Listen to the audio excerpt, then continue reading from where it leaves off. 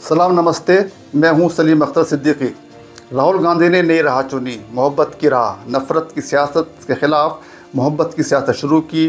शुरू में उनकी भारत जोड़ो यात्रा का मजाक बनाया गया था। कहा गया था राहुल गांधी ये यात्रा पूरी नहीं कर पाएंगे। राहुल के विरोधियों को पूरा विश्वास था कि राहुल गांधी कभी राजनीति में स्थापित ही नहीं हो पाएंगे। वैसे भी अतीत में जिस तरह की पार्ट टाइम राजनीति राहुल गांधी ने की, उसे देखते हुए उनके समर्थकों को भी लगता था कि राजनीति राहुल गांधी के बस की बात ही नहीं है। राहुल गांधी ने 2 साल पहले 7 सितंबर से कन्याकुमारी से कश्मीर तक भारत जोड़ो यात्रा की शुरुआत की थी। जैसे जैसे यात्रा पूरी होती गई, राहुल गांधी में आत्मविश्वास बढ़ता गया और देश की जनता उनकी बातें ध्यान से सुनने लगी। पद यात्रा में जिस तरह राहुल गांधी आम आदमी से मिलते, वह लोगों को अच्छा लगने लगा। राहुल गांधी की ये छवि नरेंद्र मोदी की उस छवि से बिल्कुल अलग थी, जिसमें नरेंद्र मोदी कैमरे के फ्रेम में खुद अपने आप को ही रखने की कोशिश करते हैं। भारत जोड़ो यात्रा के दौरान मीडिया से बात करते हुए उन्होंने कहा था, मैंने राहुल गांधी को बहुत पीछे छोड़ दिया है, अब मैं वो राहुल गांधी नहीं हूँ। उनका ये कहना सच होता गया। राहुल गांधी ने जब दूसरी भारत जोड़ो यात्रा शुरू की तो वे बिल्कुल नए राहुल गांधी थे, जो उन लोगों की आवाज़ बन चुके थे जिनकी आवाज़ को किसी न किसी तरह दबाया जाता रहा है। 2 साल पहले कौन सोच सकता था कि जिस राहुल गांधी की पप्पू वाली छवि गढ़ने में अरबों रुपया बहाया गया, जिसमें गोदी मीडिया ने महत्वपूर्ण भूमिका निभाई, वो राहुल गांधी 2 बार देश को पैदल नाप देगा और सरकार को बैसाखियों पर भी ला देगा।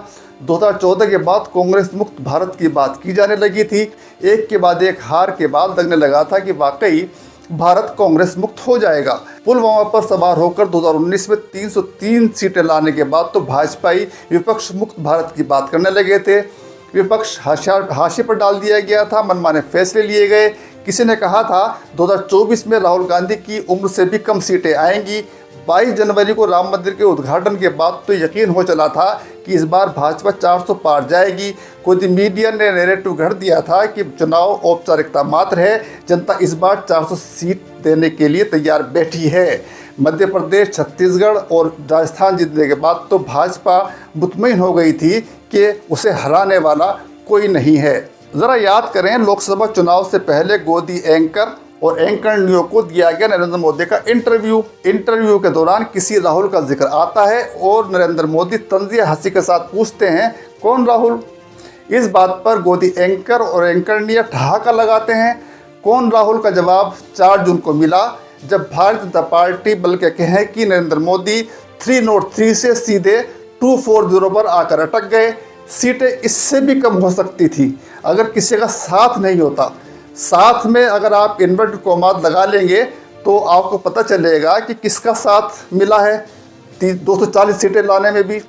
चुनाव के नतीजे जब आ रहे थे तो मुझे रजत शर्मा का चेहरा नहीं भूलता, जब वे चुनाव नतीजों पर एक तरह से फ्रीज हो गए थे। पूरा गोदी मीडिया, एंकर और एंकरनिया सख्ते की हालत में थे। नतीजे साफ हुए तो दौड़ कर चलने वाली सरकार बैसाखियों पर आ गई चुकी थी।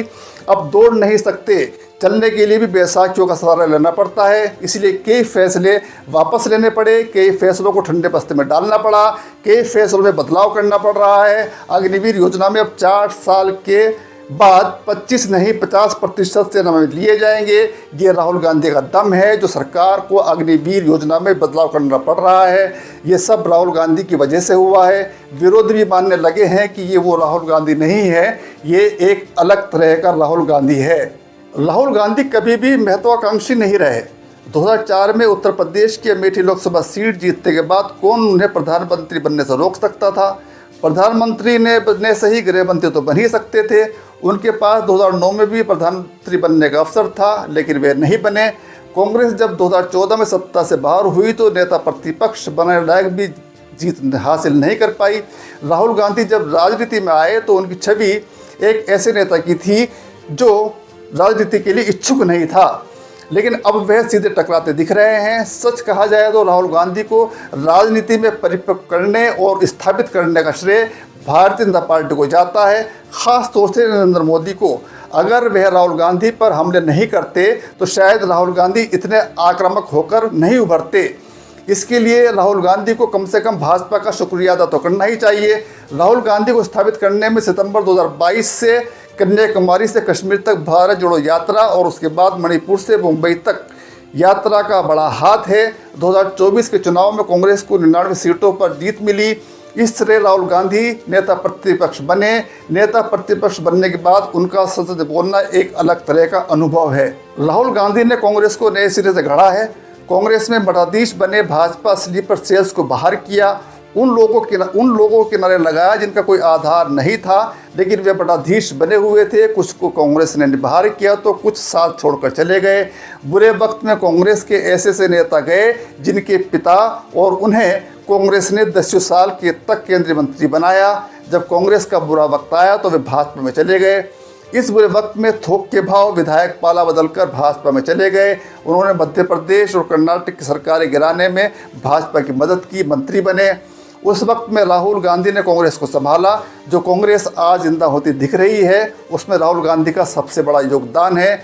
वे सत्ता से टकरा रहे हैं, सीधे नरेंद्र मोदी और आरएसएस पर हमला कर रहे हैं, किसानों की बात कर रहे हैं, युवाओं के रोजगार की बात कर रहे हैं, बेपनाह बढ़ते भ्रष्टाचार की बात कर रहे हैं, लोगों के बीच जाकर उनकी समस्याएं सुन रहे हैं। वे चाहे कारपेंटर हों, मोटर मैकेनिक हों, किसान हों, रेहड़ी पटरी वाले हों, रेल के ड्राइवर हों, टैक्सी चालक हों या ऑटो चालक हों, सबकी बातें सुन रहे हैं, उनकी समस्याओं को समझ रहे हैं। इस तरह की राजनीति आज तक किसी ने नहीं की। राहुल गांधी सीधे आम आदमी से कनेक्ट कर रहे हैं, इसलिए आम आदमी उनकी बातों को ध्यान से सुन रहा है। लोकसभा चुनाव में 99 सीटें इसी राजनीति का नतीजा है और आगे भी और अच्छे परिणाम आने की उम्मीद की जानी चाहिए। राहुल गांधी अब पूरी तरह से राजनीति में स्थापित हो चुके हैं। वे अब फुल टाइम राजनीति कर रहे हैं। तमाम आलोचनाओं के बाद भी प्रधानमंत्री नरेंद्र मोदी मणिपुर नहीं गए, राहुल गांधी मणिपुर गए। वे हर उस जगह पहुंच जाते हैं जहां दमन हो, अत्याचार हो, नाइंसाफ़ी हो। अभी तक तमाम सेकुलर दल मुसलमानों पर होने वाली ज़्यादती पर मुखर नहीं होते थे। इसकी पहल भी राहुल गांधी ने की है। राहुल गांधी देश भर में मुसलमानों पर होने वाले अत्याचार के खिलाफ तो थे ही, लेकिन वो अपनी बातें इशारों में कहते थे। वे आरएसएस पर हमला तो बोलते थे, लेकिन सीधे मुस्लिमों पर धर्म के नाम पर होने वाले हमलों पर बोलने से डरते थे।